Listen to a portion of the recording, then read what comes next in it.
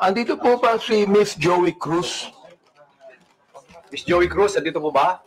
Yes, Mr. Chair. Okay, Asan po siya? Asan po siya? Ayan. Oh.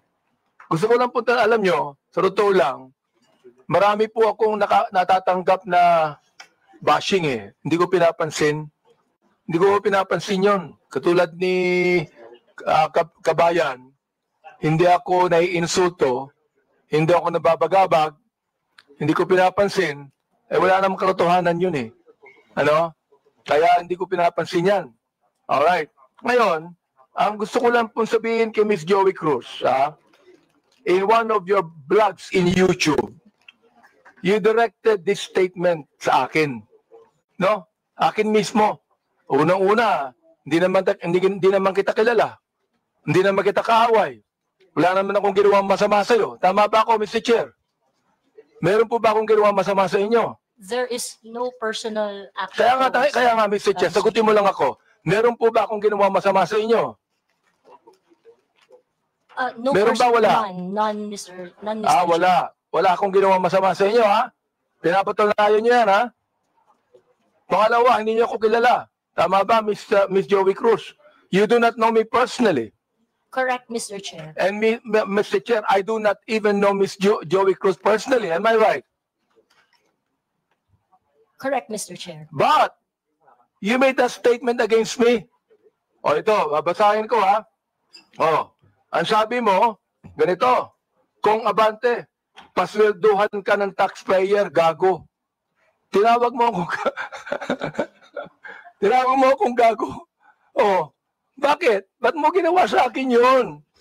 Gusto mo ba akong umiyak ngayon sa'yo? Sabihin ko, ba't mo ginawa sa akin yun? Bakit mo ako tinawag na gago? Bakit po, Mr. Chair? Please, yes. Mr. Chair, and I think it is already established that we do not know each other personally. Ano po yung pakilakas nga po? Hello, Mr. Chair? Mr. Chair, okay. I think it is already established that we do not know each other personally. Therefore, the statement was said based in a not personal way, but it is an observation of my reaction. Mr. Chair, meron ka pang salita. Your observation is that I'm gago? Is that your observation? This pertains to the public function as I perceive it, Mr. Chair. No, you're public what? Public action, Public Mr. action. Chair. So you mean that is the public that is actually telling me that I'm gago? No, or Mr. is Chair, it you? the statement Let me came ask from you, me. Mr. Chair, is it you? Yes, Mr. Chair. So you were the one that said that, right? Correct, Mr. Chair. Ayun. Pero hindi mo ko kilala. Wala akong ginawa masama sa'yo. Yes, Mr. Chair. It What is your already right to established. tell me that I'm gago? Because I am a citizen of What the is Philippines. your right to tell me I'm gago? That is part of my freedom of speech, Mr. Oh, Chair. is that right? Yes, Mr. Chair. So your freedom of speech is to tell a person that he is gago? Freedom of speech ba yan? My freedom of speech, part of my freedom Ang of galing speech is mo. to react Ang on the galing mo. action of Ito a public pa, sarabi official. mo ha. In another post, ito sarabi mo. Pero alam mo, kaya tayo nagmi-meeting dito. Parami na-mention ko ito, no? Pero sa totoo lang, hindi ko pinansin niya. Matagal na yan eh. Di ba? Hindi ko pinansin niya. Ito ha. Ang sabi mo, you know, kung Benny Abante, I can find all of this. Isasampal ko ito sa pagmumukha mo.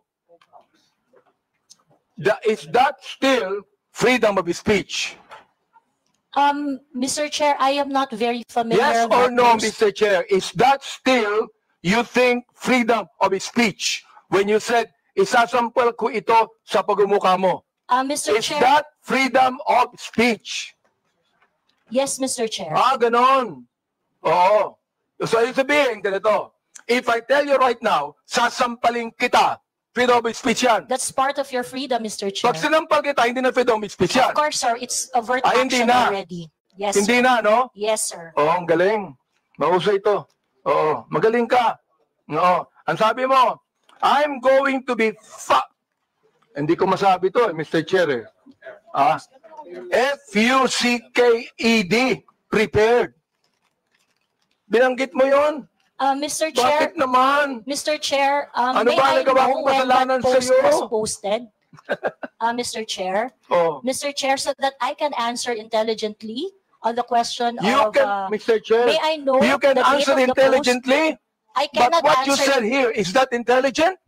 Let me ask you, Mr. Chair.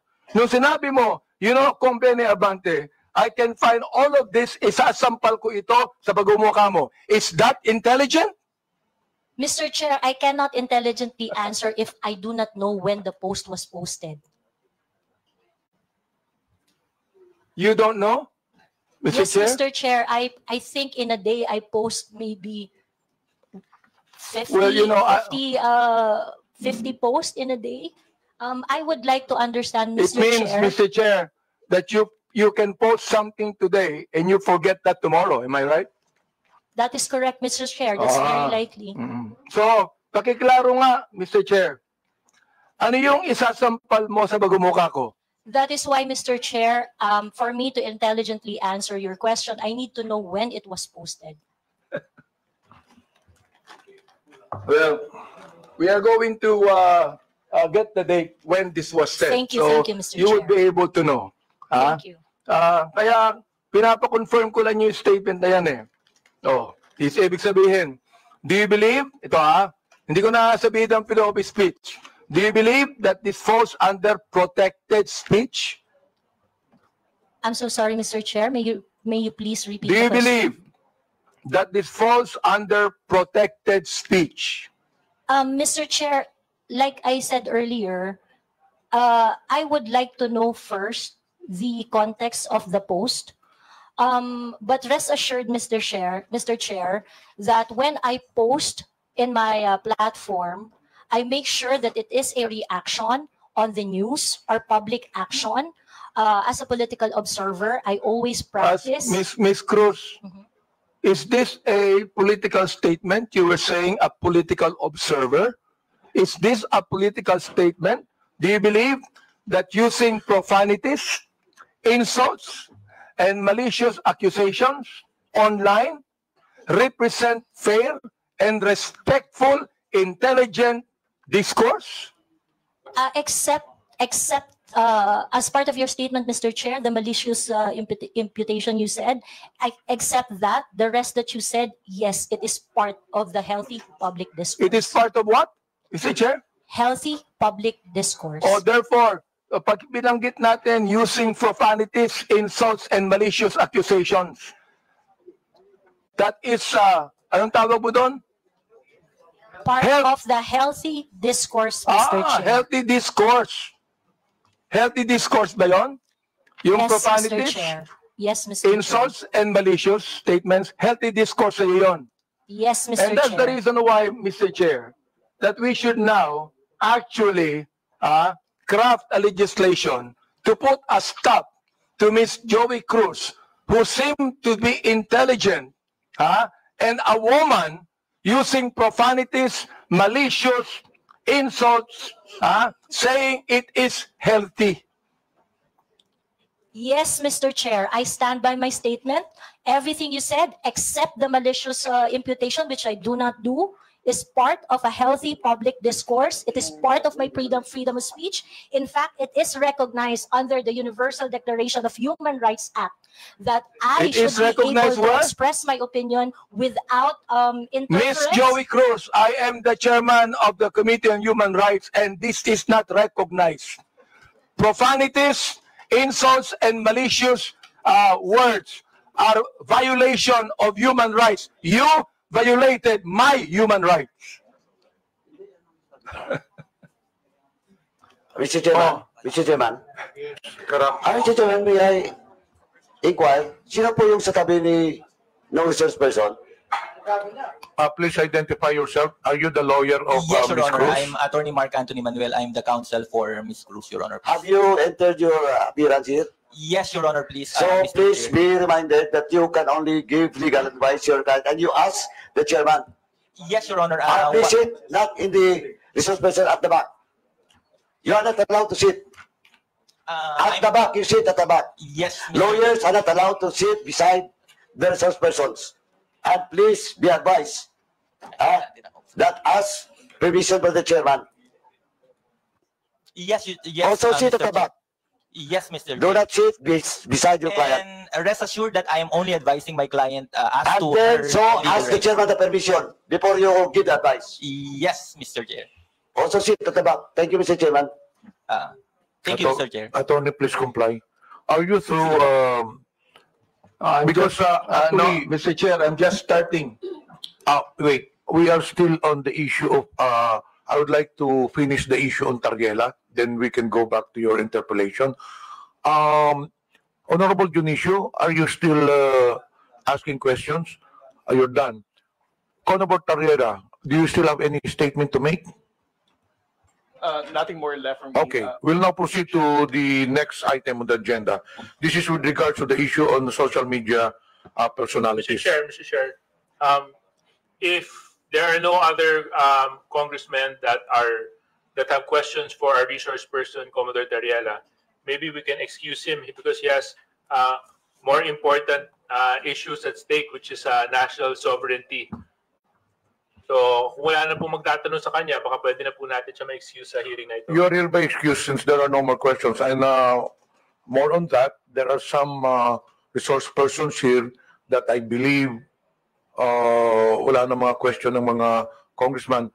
May I ask if AMLA resource persons are here? Attorney Arpon, Attorney Titanco. From the members, do you have any questions to AMLA? No. There are none, so you are hereby excused. To COMELEC, pakitaas pong kamay. To the members, do you have any questions with COMELEC? None? You're also excused, all the resource persons in COMELEC.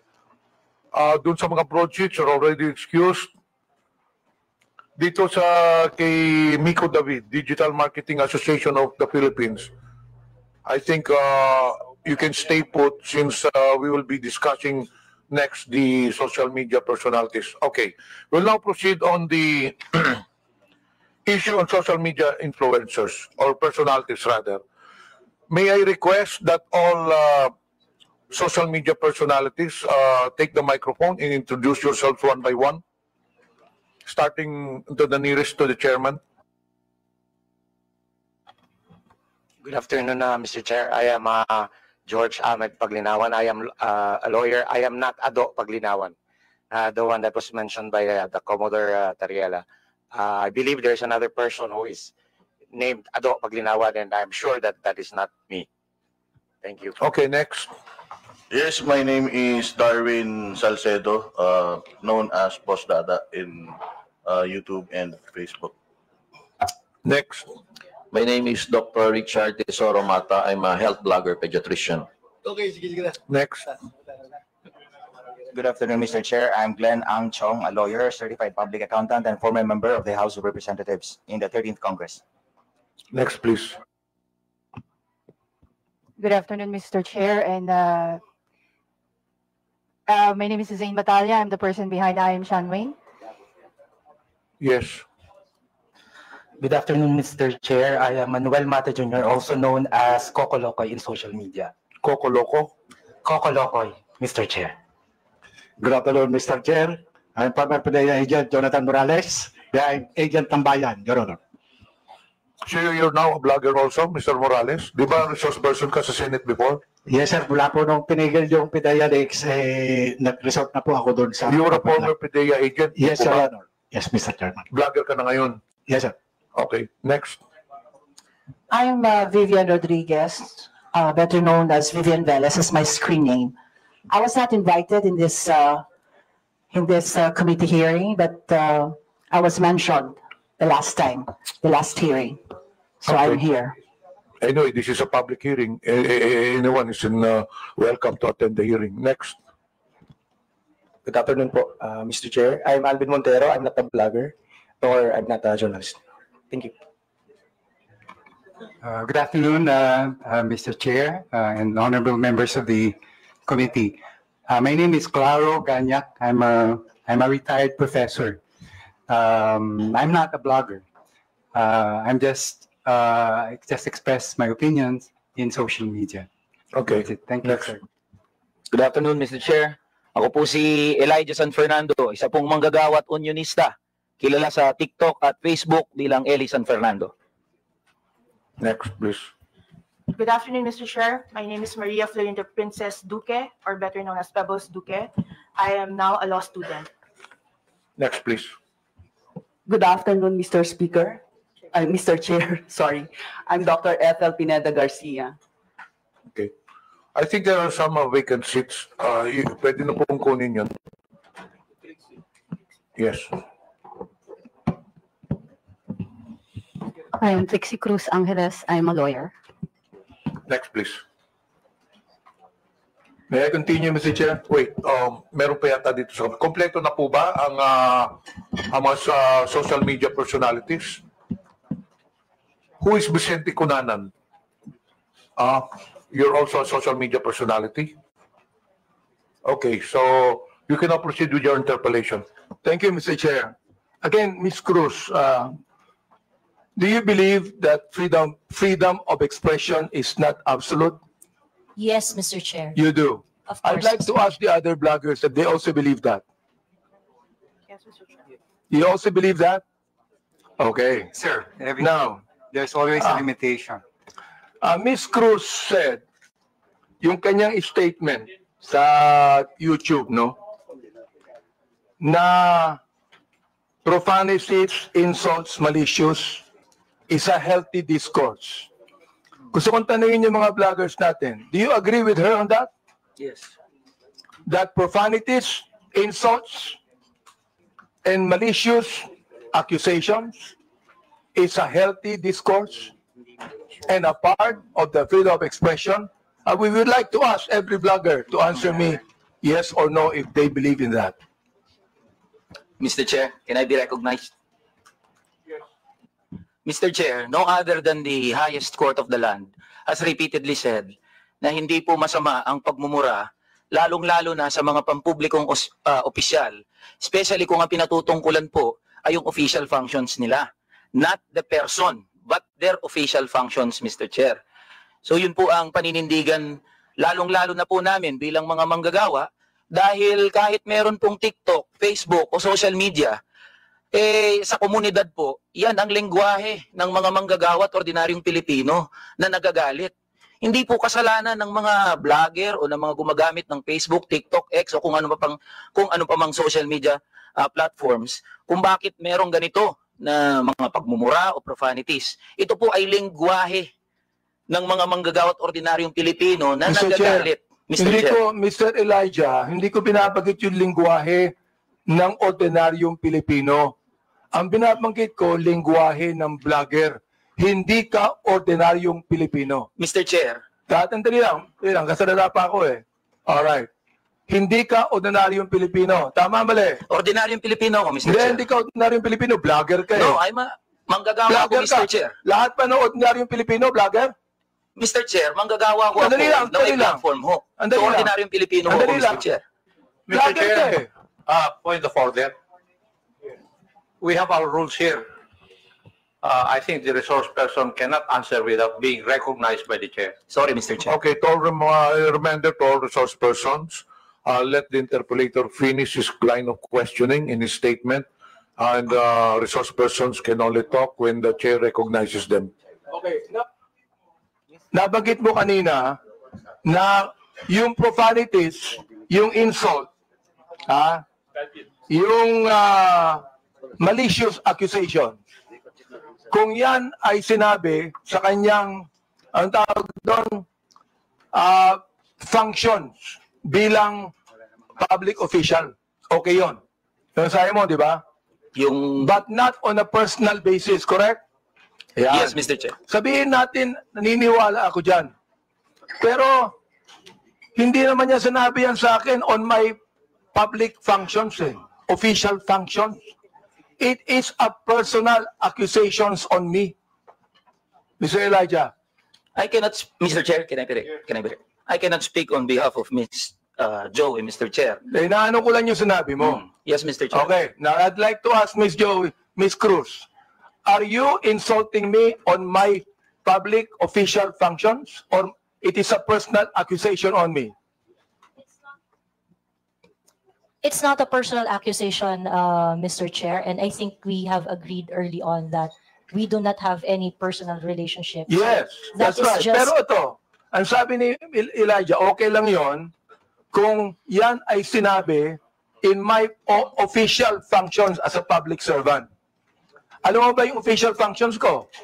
Yes, Mr. Chair. And alam mo. So therefore, hindi ka naniniwala sa aking official functions kaya tinawag mo akong gago. no, Mr. Chair.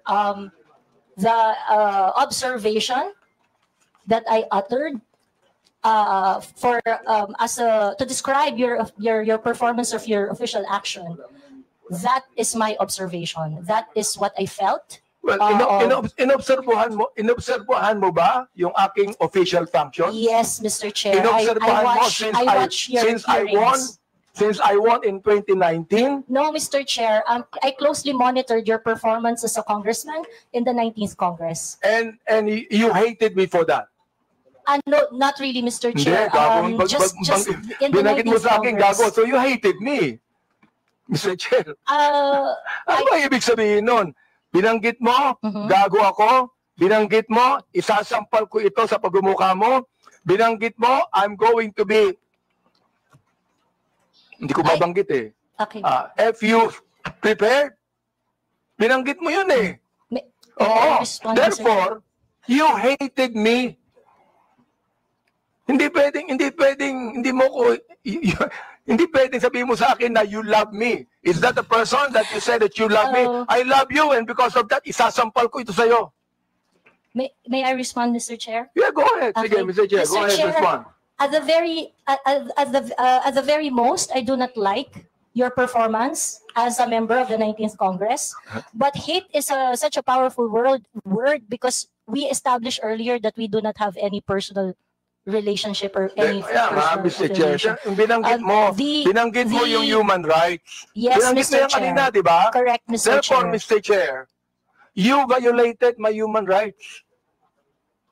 Why? Because when you said those profanities, those insults, yung gago, yung isasampol ko ito sa pagbubuka mo, you violated my human rights. You did. May I respond, Mr. Chair? Teka, Mr. Chair, hindi ako nagagalit sa'yo. Okay? At wala akong pakialam sa'yo. Kahit na anong sabihin mo, okay lang sa akin. Alright? Pero itong ating pinag-uusapan ngayon, merong kinalaman sa mga legislation na aming gagawin later on. That is why I am asking you right now. Sapagkat napakahalaga nito. Kapag binabanggit mo, if you're saying that using profanities, insults, and malicious accusations online represent fair and respectful discourse and a healthy discourse, therefore you're telling us that the freedom of expression is absolute. You can say anything you want, and that is freedom of expression. Yun ang sinasabi ko, Mr. Chair. May I respond, Mr. Chair? Pag binanggit mo, if you said that freedom of expression is not absolute, therefore, there are certain things that you cannot say.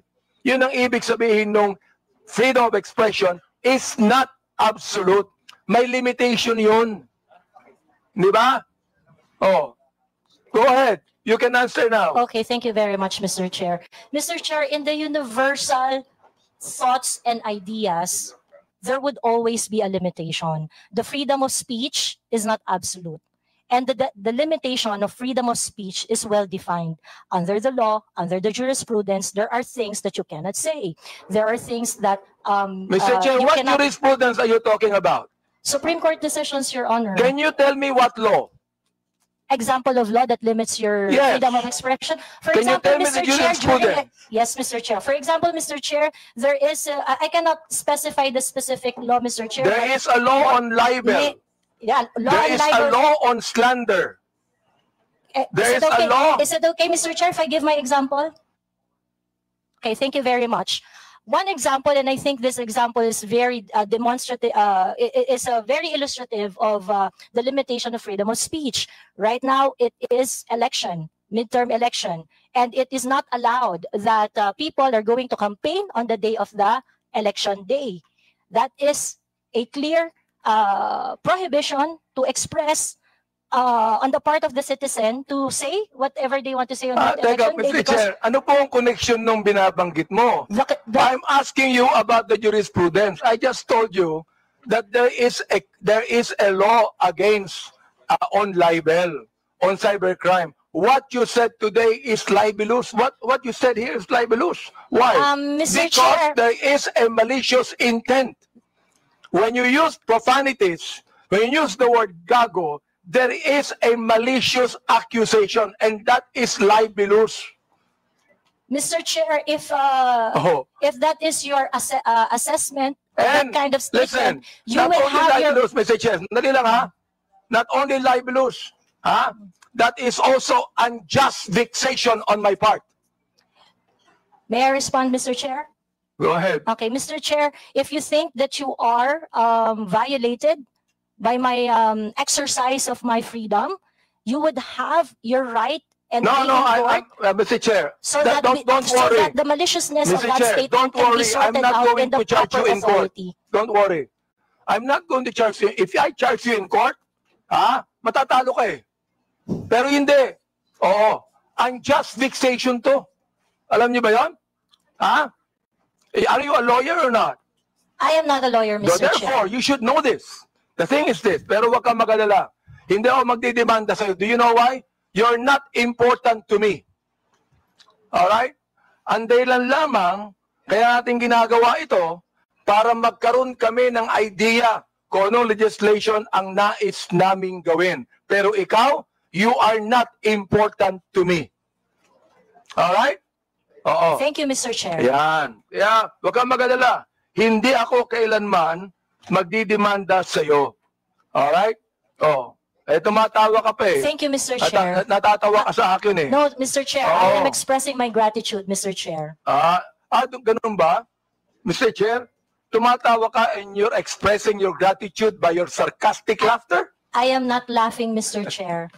It's just a natural smile, Mr. So Chair. gusto kong tanungin po, itong ating vloggers na ito, kayo po mga vlogger natin, do you agree with what Miss Joey Cruz said?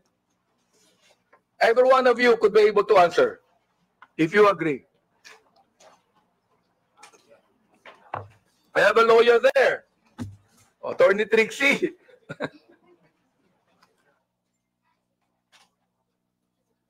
Attorney Trixie, you have the floor. Thank you, Mr. Chair. I disagree with Ms. Joey. I believe that there is, instead of a limitation on the freedom of speech, I believe that speech is either protected or not protected. Thank you very much. Those that are covered by the law, such as the law on inciting to terrorism, inciting to rebellion, and so on, are unprotected speech. And those that are not covered by any limitations by the law are protected speech. The Supreme Court has said that expressions of frustration are protected speech. And therefore, although we differ, Ms. Joey and I, on the approach to the problem, we agree on the solution. Okay, let me ask the other bloggers that we have. Each of you could be able to answer and tell me if you agree with Ms. Cruz on that.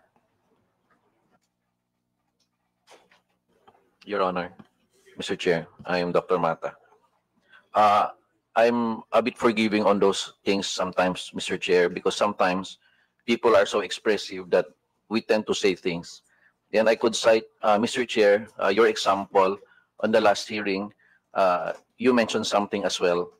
I won't mention it now, but you said it's something, but I know it was withdrawn as well. So there's no, I'm not affected by what you said, because sometimes you're just, in your emotions, you tend to say things, which you said, T-A-N-G-A, but it's okay, Your Honor. Mr. Chair, let me answer that, no? When I say T-A-N-G-A, binalik ko lang sa kanya eh. Siya ang unang nagsabi. Siya ang unang nagsabi. Para bang pinukulo ka ng balisong, nasa lubong yung balisong, binalik mo sa kanya. Kaya ako binanggit. Hindi ako ang unang nagsabi. Ang unang nagsabi, yung vlogger mismo. Ibinalik ko lamang sa kanya. Oh, ngayon, ako ang masama. Samantalang yung vlogger na nagsabing tanga ang gobyerno, hindi masama.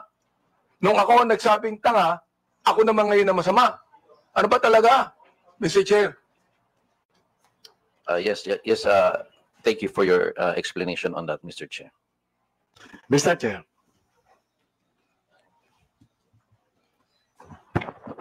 Yes, was that, Mr. Chair. Mr. Morales, please proceed. Yes, sir. Doon sa kaya Miss Joey Cruz, ang ko lang bilang isang dating tauhan ng gobyerno, wag lang sana tayong magpakita ng anumang kagaspangan para hindi tayo napapansin ng publiko. Yun lang po.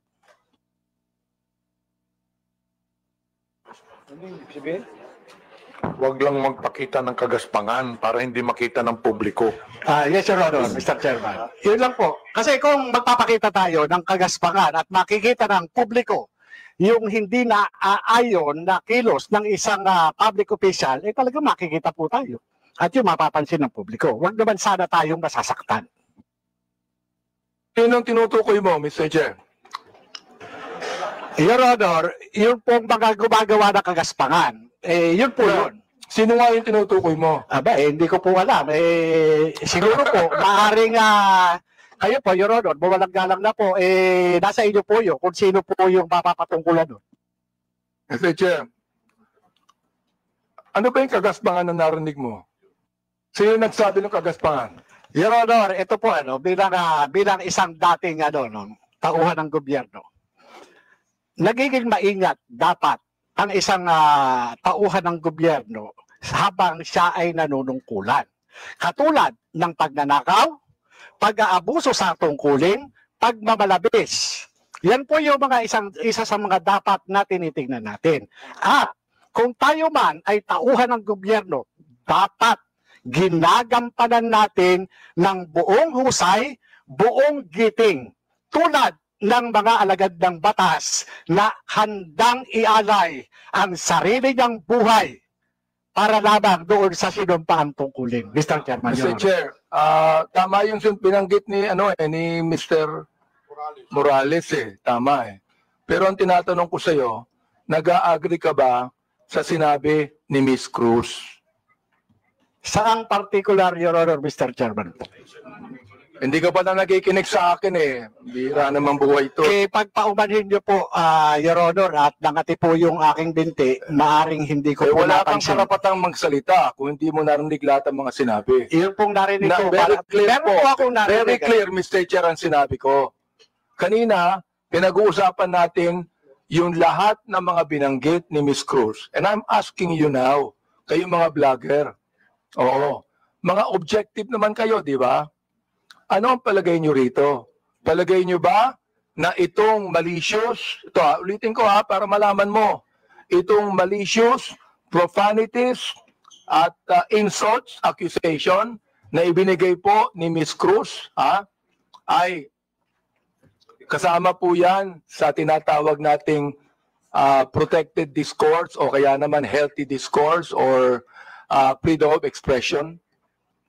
Yun po pinoprotektahan ng batas. Ito po yung pong opinion o saloobin ng isang mamamayang Pilipino patungkol doon po sa pagkukulang ng isang public officer. Yun po hindi pinoprotektahan ng batas. Ito po yung pag-iingganyo ng paggawa ng illegal o labag sa batas. Yung pagkukulang, Mr. Chair. Kung walang ginawang illegal, may karapatan ba siya? Kung walang ginawang illegal, Your Honor? Depende po Depende po sa napapansin at kung po sa nagbibigay ng opinion.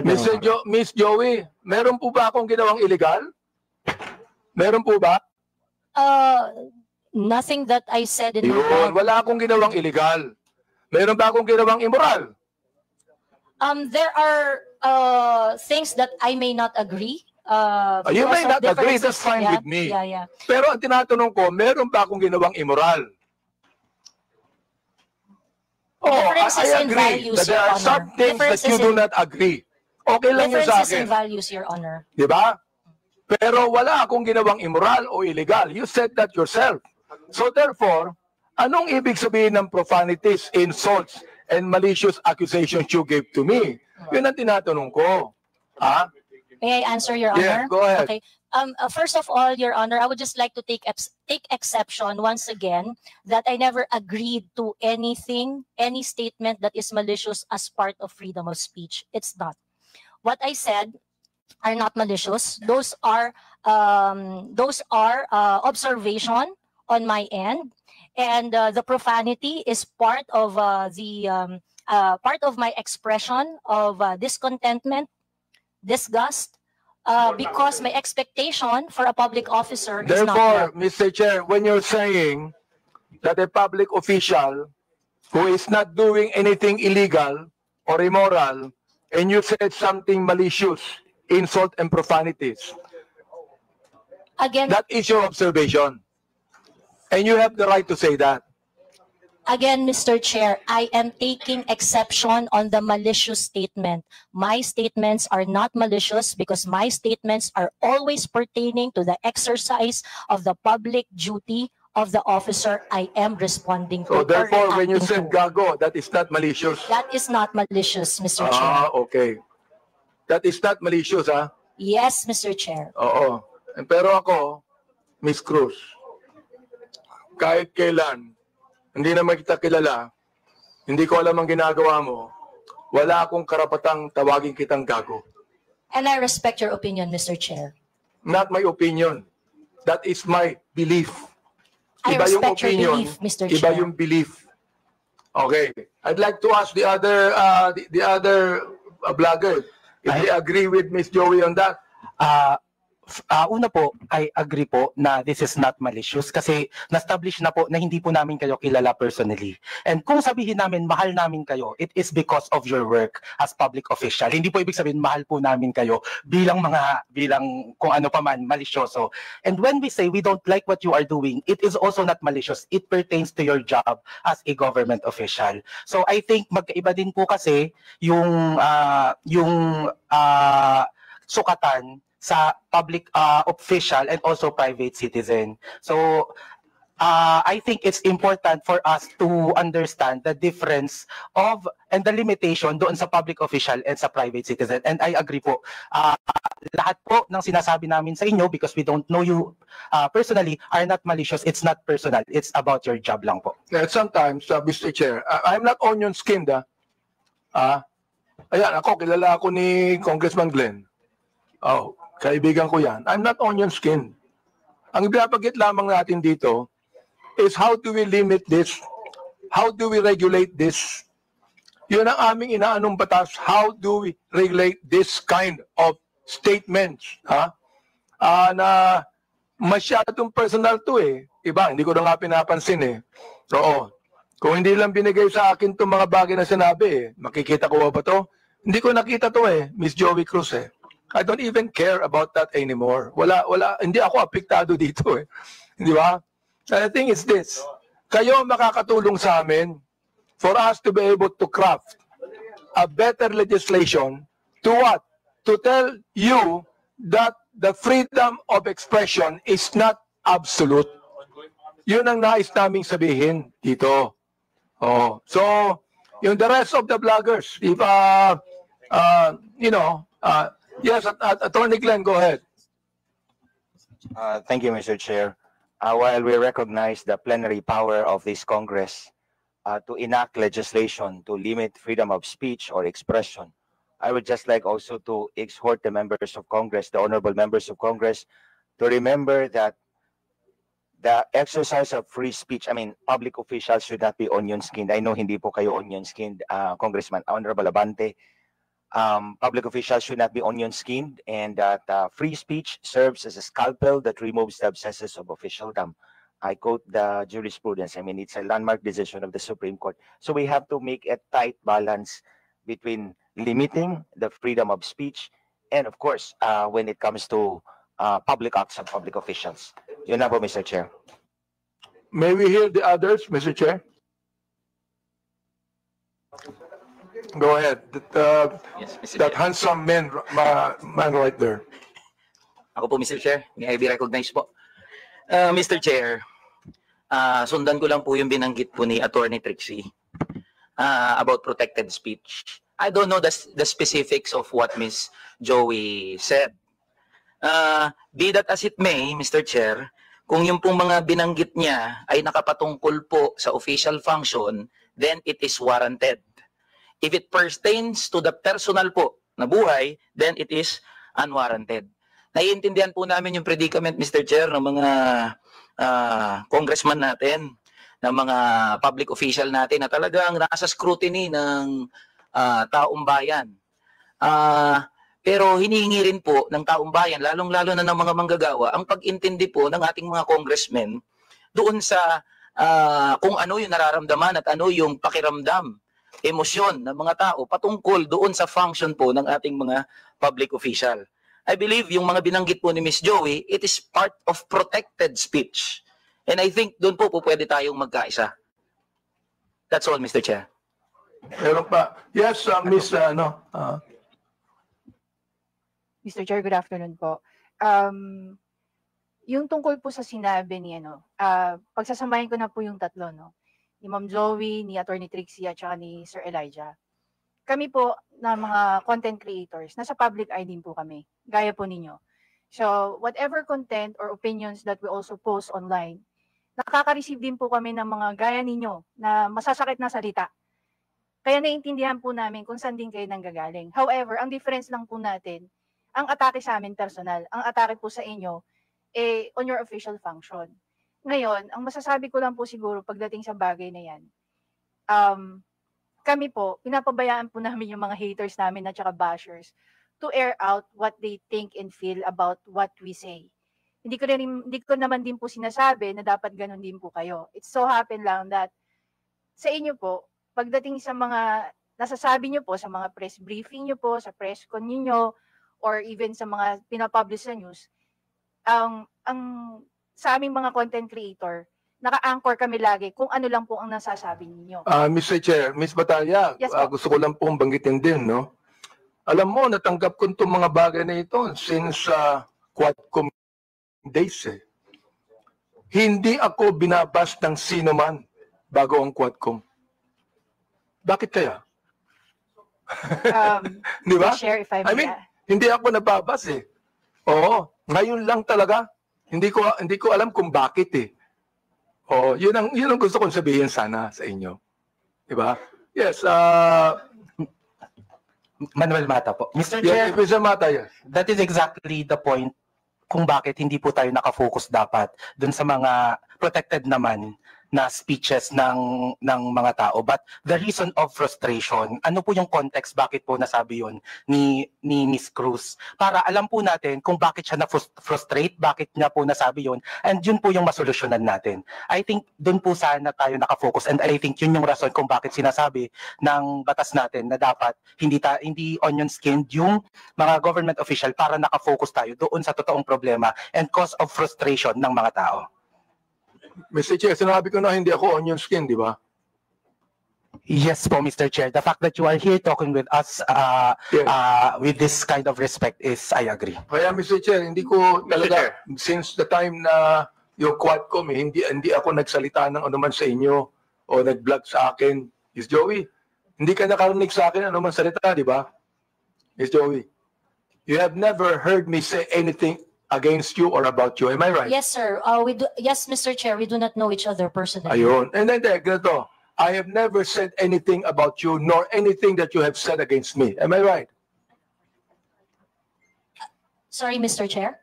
I have never said anything about you or anything against you, even if you said something against me. Am I right? That is correct, Mr. Chair. Yun. Yun ang gusto kong sabihin sa inyo. I'd like to give way to my good friend, Congressman Akop. Before I recognize Congressman Akop, admin matters, there are several resource persons here who have been here since early this morning, and I believe some of the members have no questions anymore.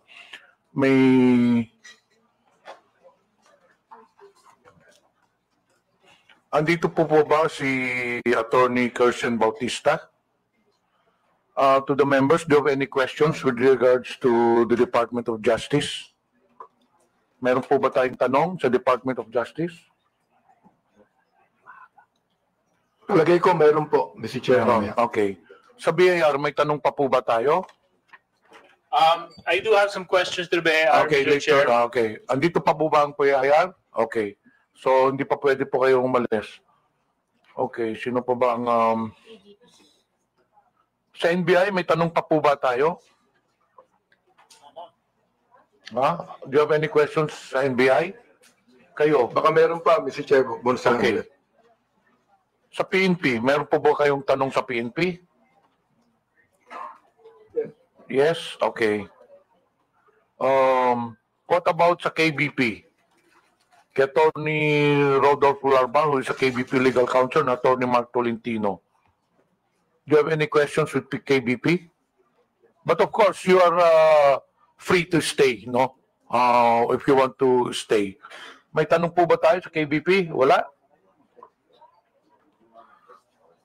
Kung walang tanong sa KBP, then KBP is allowed to be excused. But as I've said, you're free to stay. Sa Digital Marketing Association of the Philippines, kay Mr. Miko David, may tanong pa po ba tayo? Anyway, you can stay, but you're allowed to be excused. Sa Global AI Council, Mr. Antonio Mauricio, andito po ba? Your Honor, umalis na, Your Honor.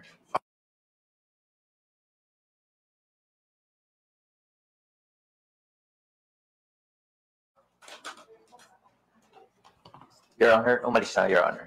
Okay. Sa Press1.Philippines, andito po ba ang Press1.Philippines? Do you have any questions? Yeah. Meron. Okay, we'll now proceed. What about Scamwatch Pilipinas, Mr. Joseph? We'll wait to Congressman Acop for a while, but I still have last question. Mr. Chair, I just want to ask some clarificatory questions. Please proceed.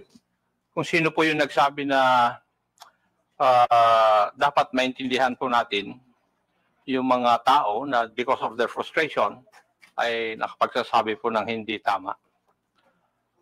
Gusto ko lang sabihin na yung frustrations wouldn't give you the right to violate the law.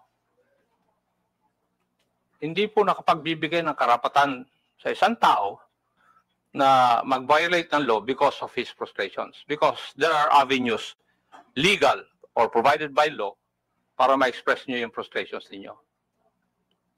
That is precisely the reason why the freedom of expression is not absolute. Thank you, Mr. Chair. Okay, thank you. Before we proceed, may I know if Ms. Vicente Cunanan has taken her oath? Wala pa. Please rise. Comsec, please administer the oath. Please raise your right hand. Do you swear to tell the truth, the whole truth, and nothing but the truth in this inquiry? Please respond with I do. The oath has been administered, Your Honor. Thank you.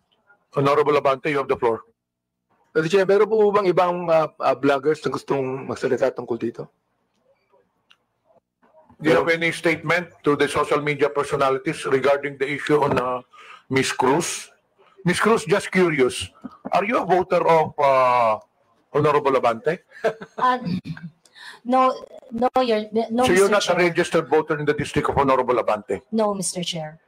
And as you said earlier, you do not know him personally. Yes, Mr. Chair. And he does not know you personally. Correct, Mr. Chair. So, bakit man yung naisip na atakihin si Honorable Abante? Just curious. Because the action is not really limited. The performance and the performance of Congressman Abante being part of several committees that affects national issues. But why are I you got to know interested him. particularly, specifically to Mr. Honorable Abante, considering that you are not a voter of Honorable Abante? Ano pong interest ninyo? The issues that he tackles in his committee memberships and chairmanships are issues that are affecting the Philippines at large. So in short, you have something against him because you have singled him out. There are 314 congressmen here, pero mukhang ang paborito mo si Honorable Abante. That is incorrect, Your Mr. Chair, Honor, paborito Mr. din niya Chair. sa Ace Barbers. Because there are other congressmen that I give my observations to, and it's not limited to Honorable Congressman Abante. So he's not singled out, Mr. Chair. Mr. Chair, palaging sinasabi ni Ms. Cruz yung observation. I hope, Ms. Cruz, you know, okay lang yung observation. For example, like, I hate Congressman Abante. Okay yan. I do not like Congressman Abante. Okay yan. I don't agree with Congressman Abante. That's fine. Pero yung tatawagin mo kung gago at isasampal mo sa... Teka, gusto ko nang tanungin. Ha? Gusto kong malaman, ano ba isasampal mo sa akin? Sabi mo eh. Ha? Isasampal ko ito sa pagmumukha mo. So pakiklaro nga sa committee ito kung ano yung isasampal mo sa pagmumukha ko. Like I said earlier, Mr. Chair, I would like to know when that was posted. And perhaps, it's very likely, Mr. Chair, That I was posted posted such- on YouTube. Mr. Chair, it's very likely, Mr. Chair, that I said something like that. We're And that's checking it now. Very likely, the one that is going to be slapped on your face is, it's very likely that I'm Oo, referring to yun nga facts. Oo It's nga. very likely that I'm referring Mr. to Chair, facts. talagang hindi ko akalain sasabihin niya sa akin to kung ang, Mr. Chair, kung ang misis ko ang sasabi niyan, tanggap ko yan. Pero si Miss Joey, hindi ko naman po siya kilala talaga eh. Ito ha, ito pa, mayroon sasabihin ako sa inyo. Yung gusto ko tanungin din naman, yung ating mga researcher dito ng Press One. So what do you think of Miss Cruz? What do you think of her statement? Everything that she said. O, mga researcher po kayo ng Press One. Can you say something about that? Press One, can you please answer? Mr. Chair, no, we were confined with the facts as researchers. No? So I think as long as if Miss Joey Cruz is giving her opinions and her opinions alone, no, I think it is beyond our capacity to it is beyond our capacity because she is entitled to her own truth. But again, if it's something to do with the known facts, no, I think we can debunk what is being said. Ayun po. Yun po, Mr. Chair. Okay, may I ask Mr. De Guzman? Yes, Mr. Chair. Well, in my opinion, Mr. Chair, it's basically as a reputation management practitioner. I think in that aspect, it's not really a matter of freedom of speech, but it's a matter of, number one, respecting for others. Number two, it's a matter of an ethical practice, whether you're a journalist or even a content creator, because basically your audience has a wide range. They are not just limited to a particular segment who would understand, unless, of course, that's the type of brand that you want to project. So you will really break those ethical rules, those courtesies, and the respect. So that's my personal opinion, Mr. Chair. Mr. Chair, can I ask the rest of the bloggers if they would like to say something? Yes, go ahead. Hello. May I? No, I don't agree with how you stated it, sir, which allegedly she said. Because, well, people can say anything they want, but if it violates the law, then it's illegal, and it still has to be determined if what she said really was illegal or what she did was illegal, and that I think that is for the courts to decide.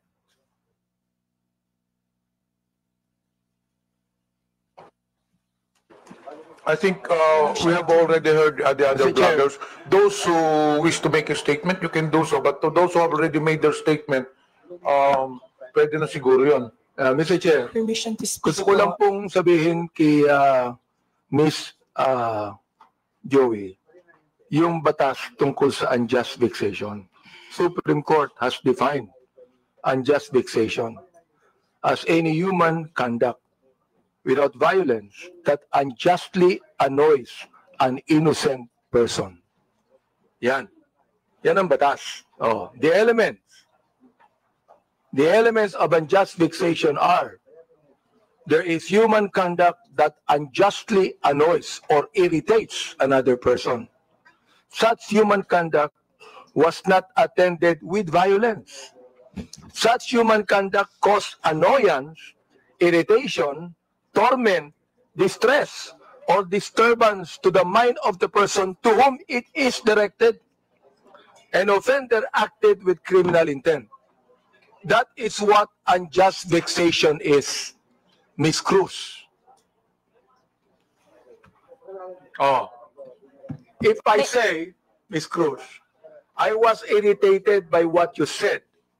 I was annoyed by what you said, even without violence. I was distressed with what you said. I became depressed with what you said. Oh, di ba, Ms. Cruz? So sabi ko, ganito na lang. Ganito, ha? Let's just be very careful. Okay lang po sa akin. Sabihin mo sa akin, I hate Congressman Abante. I don't like him. I don't agree with him. Fine.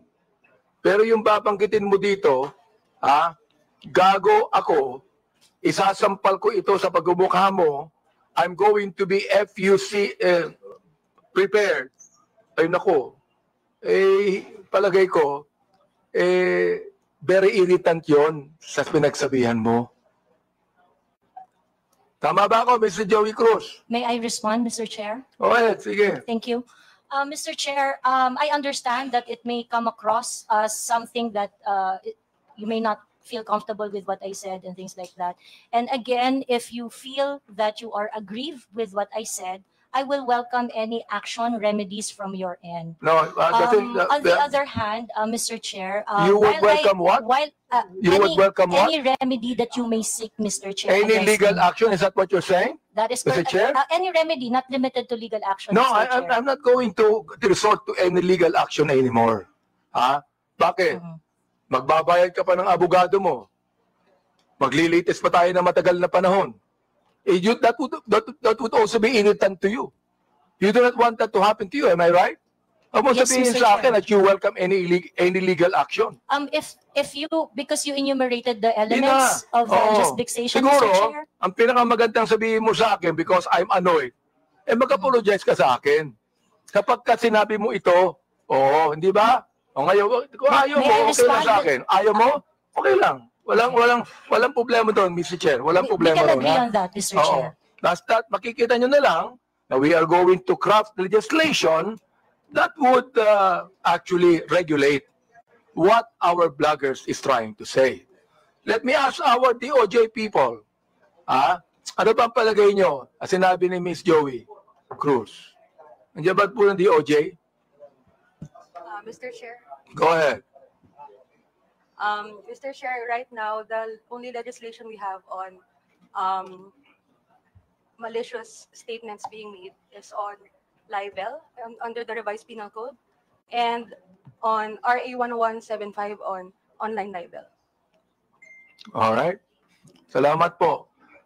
Can the NBI also say something about that, Mr. Chair? Yes, Your Honor. Well, Your Honor, for purposes of discussion, we have what we call the doctrine of fair comment. So under the doctrine of fair comment, it means that every discreditable imputation publicly made is deemed false because every man is presumed innocent until his guilt is judicially proved. And every false imputation is deemed malicious. So under this doctrine, as a general rule, when the discreditable imputation is directed against a public person in his public capacity, it is not necessarily actionable. What we are talking here is whether or not it is actionable or not actionable. But as an exemption, if the discreditable imputation to a public official is either a false allegation of fact or a comment based on false supposition, it is actionable. So dito po sa doctrine na to, it's up to the person being attacked whether he wants to file a complaint or not.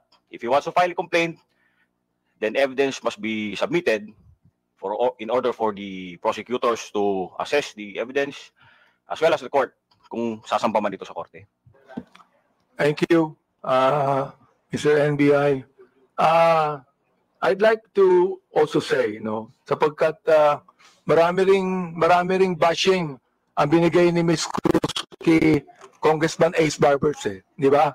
Ms. Cruz, marami rin Mr. Chair, I would just like to inform the court that there is a pending action that I have against Ace Barber. So I would like to invoke the sub judice rule on that matter. Invoke sub judice? Wala namang kasong Wala namang kasong pinal eh. No, Mr. Chair, I filed a libel suit against Kay, Congressman Barbers. kay Ace Barbers. Yes, Mr. Chair. Oo. Huwag ka na mag-file ng libel suit sa akin. Wala naman akong sinabing masama sa iyo. Yeah, we agreed. We did not say anything personally on each other. Okay. Well, in your numerous blogs, Ms. Cruz, you criticize the government and specific personalities. But you have not released any content addressing the West Philippine Sea issue or taking a stand against China's actions. Why is that? It is something that is beyond my competence, I would say. It is something that I do not know much. Although I would like to correct you, sir, that you said I did not release any content, but I actually do. In those contents, when I'm going to talk about the West Philippine Sea, the South China Sea, I talk about it in such a way that I try to figure out the issues, the facts, and ask. My platform is very interactive. And so my platform is always visited by professionals, professors, experts on their fields, real people doing their real job, sharing their 2 cents on what is going on. So whenever I'm going to talk about the South China Sea, international relations and things like that, it is always an interactive one, an exchange of idea from different point of views. Thank you, Mr. Chair. What is your, gusto ko lang tanungin, what is your current source of income, Ms. Cruz? We have a family business, Your Honor. Family business. Well, That is correct. Are you monetizing your social media content or receiving compensation for your blogs? Yes, Mr. Chair. You are. Yes, Mr. Chair. So it is also some kind of a business to you. It is really not, Mr. Chair. In fact, if you're going to look at my vlog, it's very unprofessional. I do not have a studio. It is very casual. I do not have regular time. I'm going to vlog whenever. But how many followers do you have, Mr. Chair? On YouTube, I think I have around 79,000. In Facebook, I have my Facebook account with 143,000 followers was taken down a couple of days ago, and my social media accounts are usually they don't really last that long because it would usually be reported or taken down. Well, ilan po yung social media account ninyo, Ms. Cruz? I have TikTok, YouTube, and Facebook. So, ibig sabihin nun, you're getting money out of that. Parang sa'yo, that's a source of income, correct? It is a source of income, but Good. it is not a job for me because I can not vlog if I want to. Ano yan, Mr. Chair? I do not have to vlog if I want to. Mr. Chair, I do not have specific schedule when I do vlog. Sa akin, let me advise you, Ms. Cruz. Huwag ka na mag-vlog kasi naiinis ka din eh. Naiinis ka din. Hindi pwedeng hindi ka mainis sa sinasabi mo eh. Di ba? Naiinis ka din. Mr. Chair, Naaasar ka din. Tama ba ako? Naaasar ka rin. Nai-stress ka din dun eh. Not really, Mr. Chair, because I'm a very I grew up in a household with very political orientation, so it is something that I really like So doing. Mr. Chair, did you grow up in a household where you curse each other? No, my parents are devout So you Catholic. did I'm the not only grow one who up curse in a household. I am the only one who curse in our household. You are the only one that curse. Yes, that is correct. Well, you know, you're a grown-up person. Sana tinuruan ko ng bata ka pa ng magulang mo. Ako tinuruan ako ng bata ng magulang ko eh. Nawag akong magmura eh. They did, Your Kaya hindi ako Honor. nagmumura eh, Mr. Chair. They did teach me. So, tinuruan ako teach ng me magulang that, Your ko Honor. ng bata ko wag magmura eh. Kaya hanggang ngayon, hindi ako nagbumura eh. They did teach me not to curse, Your Honor, but they also taught me how to be your authentic self. Ganon. Okay ka. In one of your posts, you said, ito nakakaawa ang mga police under BBM administration. Can you elaborate on that? What led you to the conclusion that you said that? That is a series of posts on the memorandum that is circling around saying that policemen would have to react on official PNP pages. And I think it is so unfortunate that the apart from the regular duties and responsibilities of a policeman, they are being asked to do such kind of menial task. I think it's something that they do not have to do. I vehemently disagree with that kind of policy. So that's why I felt I commiserate with the policemen. You what? You commiserate? Yes, Your Honor. So when you commiserate, you can tell the policeman, police patola kayo, wala kayong kwenta. Is that how you commiserate? I never said that, Mr. Chair. Nabanggit mo yun eh. Mga pulis, wala kayong na-solve na problema. Nabanggit mo yun. Kaya nga gusto ko tanungin, are these statements based on any verified data? Do you have a data on that? If I know the Or time they when are I simply your posted it, personal opinion? Mr. Chair, like I mentioned earlier, so that I can intelligently identify the reaction I posted on my Facebook, ito po ang kaibigan ko. I would need to know the Miss time Ako, Miss when I Ako. posted it, so that I would know the exact Miss Cruz, news. Miss Cruz, ito po ang kaibigan ko si Congressman Akop. Naging general po ng pulis to eh. Oo. Kaya ano mo, pag you begin to generalize, pangit, hindi ba? Let me ask our police people there, what do you think of the statement of Miss Joey Cruz? Thank you, Mr. Chair. Oo. Police patola ka ba? No, of course. Hindi. No. Wala kang Your Honor. kwentang pulis. Ganun ba yan? No, Mr. Oh, Chair. you tell us about that, Mr. Chair. Well, the data will probably speak for itself that the PNP has done so much.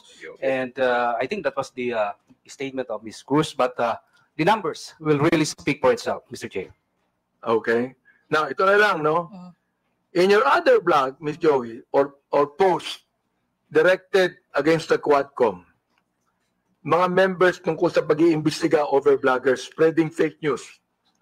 Itong TRICOM po namin. You dismissed them and said something along the lines of what? Sabi mo, para kayong mga bata, tangiya nyo. Hindi ko nga masabi. Di ba? Yan ang pag pinapasweldo kayo ng sambayanang Pilipino, pinagputahan ng mga tao, including ng mga vloggers, sagutin nyo mga tanong.